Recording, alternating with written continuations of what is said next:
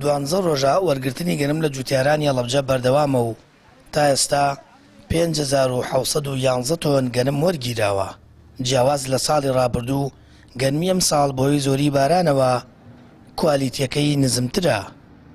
چەنە بەکۆی گشتی گەنم لەم ساڵە کەمێک ئەوەی هەیە بڕشتی کەمترە ئەو وەزنی نەوەیەکەی کەمترە لە چاو ساڵانی ڕابردووە، بەڵام لەخوا بە زیابێ ئەم ناوچەی ئێمە باشترە لە چاو شوێنەکانی کە ئێمە وەکو گرفت من مۆزوعی ئەوەی کە ساڵی پار بەڕاستی 269 کیلۆیان لە جوتیارەکان وەرەگرت لە دۆنمێکە. ئەم ساڵ ئەو کەمێتە کەم کرایەوە بۆ 237 کیلۆ، بەڵام بەکۆی گشتی هەموو ناوچەکانی کوردستان یا هەموو شارەکە هەموو سایلۆکانی کوردستان هەر هەمان بڕە. جوتیاران دەڵێن ساڵی ڕابردوو بۆ دۆنمێک 269 کیلۆ گەنم وەردەگیرە، بەڵام ئەم ساڵ حکوومەتی عێراق بڕەکەی کەم کردوتەوە بۆ 237 کیلۆ بۆ هەردۆنمێک. ئەوەش ناچاری کردوون ئەو گەنمەی دەمێنێتەوە بە نرخی ئەرزانتر و لە بازاردا بیفرۆشن. وڵای لە ڕاستیەکەی ئەم ساڵ گەنم خۆی باران کاریگەریەکی زۆری کردە سەری و ڕێژەی گەنم وەکو ساڵانی پێشوو نەبوو، بەڵام ئیسا حکوومەتی عێراقیش پارەکە ڕێژێکی باشتری لێ وەرەگرتین. ئەم ساڵ بۆ هەموو دۆنمێک 236 کیلۆ و شتێک تۆزێکمان لێ وەرەگیرێ.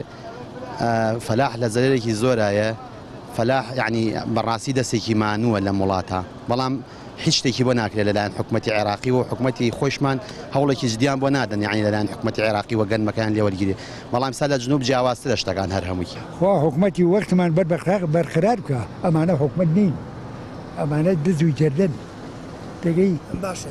تا چەند پێتان باشە حکوومەتی عێراق گەرمی زیاتر وەربگرێت لە فەلاح بۆ ئەوەی فەلاح زەرمەند دەبێت؟ پەنا بەخوا داواکانی لێمان وەربگرێ، داواکانی لێمان وەربگرێ و ئەگەر ڕستێکی جیاوانبی حکوومەتی وەک لێمان وەربگرێ.